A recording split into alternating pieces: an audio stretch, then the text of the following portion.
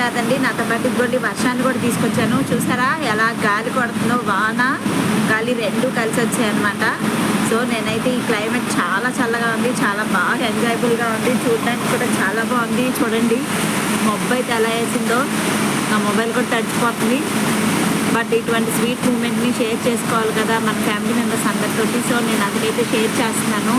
ఇదిగోండి నేను ఒక్కదాన్నే కాదు ఈ వీడియోలో, మనతో పాటు వర్షం కూడా వచ్చేసింది ఈరోజు. క్లైమేట్ అయితే మార్నింగ్ నుంచి అయితే చూడండి చెట్లు ఎలా ఊగుతున్నాయో, చూసారా ఎలా ఊగుతున్నాయో చెట్లు.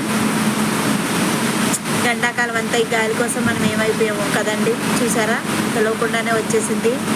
ఏదైనా ప్రకృతి అనుకుంటేనే జరుగుతుంది కదండి. చూడండి ఎలా ఉందో, బాగా సూపర్ పడుతుంది వర్షం అయితే మాత్రం.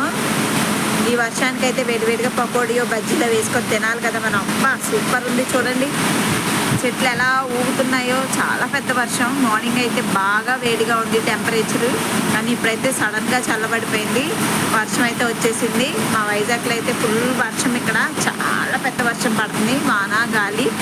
బట్ కానీ మనమైతే ఈ వేడికి తట్టుకోలేము కదండి. సో మన కోసం అయితే నేచర్ అయితే మనకు చల్లదనం ఇవ్వడం కోసం వర్షాన్ని అయితే ఇచ్చేసింది. సో మనమైతే ఈ క్లైమేట్ని ఎంజాయ్ చేద్దాం ఫ్రెండ్స్. ఓకేనా, బాయ్.